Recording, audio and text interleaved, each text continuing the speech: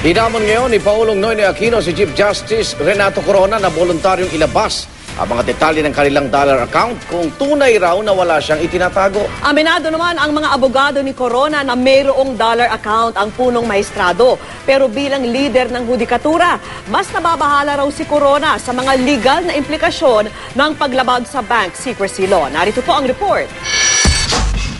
Sa sipag ninyo ang sakripisyo, gumugulong ang bansa tungo sa kaunlaran. At palagi ko, maasahan pa natin, magbabayad kayo ng tamang buwis at hindi nyo kailangan ng dollar account. Malaman ang patawang ito ni Pangulong Noynoy Aquino kanina sa paglulunsad ng bagong programa ng Technical Education and Skills Development Authority o TESDA.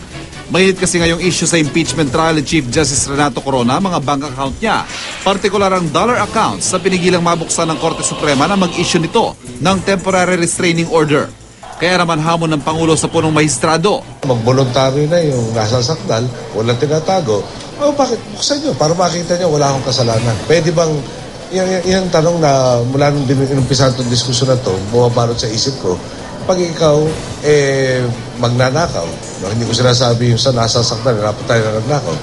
Pero kung magnakaw ka, ilagay mo sa isang foreign currency, pwede mo na itago sa pag-iimbestiga. Hindi naman siguro ganon ang layunin ng mga nagsabatas nito batas na to.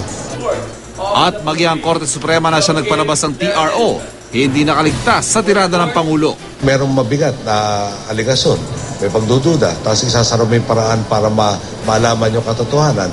Paano po nakatulong yung desisyon na yan sa pag-uusad ng sistema ng katarungan sa ating pong bansa? Pero para sa prosekusyon, mabuksan man o hindi ang dollar account si Corona, malinaw nila na bahid daw ito sa integridad ng punong mahistrado. Malinaw po yan sa batas that only the owners of the account can refuse or invoke the secrecy of bank deposits. So they're now invoking it para hindi mabuksan yung mga dollar accounts. So obviously, inaamin nila na silang may-ari niyan. Kaya naman kasunod daw ng impeachment trial, balak ng mayorya sa Kamara na itulak ang pag-amyenda sa Foreign Currency Deposit Act na nagbabawal sa mga bangko na isiwalat ang detalye ng foreign currency accounts ng sinuman nang walang permiso ng depositor. Kabilang sa mga pagbabagong nais ng Kongreso ang pagkakaroon ng exemption sa batas upang hindi raw ito magamit ng mga tiwali umanong opisyal ng gobyerno. Salag naman ang depensa bagaman totoong mayroong ng dollar account si Corona. Wala raw masama rito, lalo't may kaya naman daw ang kanyang pamilya. Sa halip, mga legal na implikasyon daw sa hinaharap ang mas inaalala raw ng punong mahistrado. Mas nabahala siya yung dun sa fact na may lumabas na detalye bago pa yung subpoena. Kasi parang yung pag ganyan nakakabahala lang yung idea na yung secrecy ng banks ay madaling ma-breach. Hindi dahil sa meron tayong paglilitis. Dagdag pa ng depensa, problema na raw ngayon ng prosekusyon na patunayan kay Corona nga ang mga umano'y bank account batay sa mga dokumentong nakuha raw ng prosekusyon mula sa tinaguriang short lady.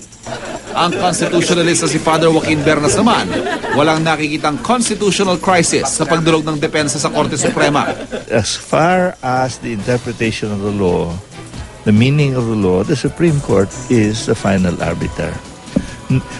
In the relationship between the three departments, no one is superior. The only one who is superior is the Constitution. Sa Miyerkules, sinaasahan pagbobotohan ng mga maestrado sa kanilang unbanked session ng mga mosyon ni Corona na ipatigil ang paglilitis. Patuloy naman ang trabaho ng ating mga maestrado sa Supreme Court, kabilang na rin ang ating punong maestrado. Para sa saksi, Ivan Mayrina, nag-uula.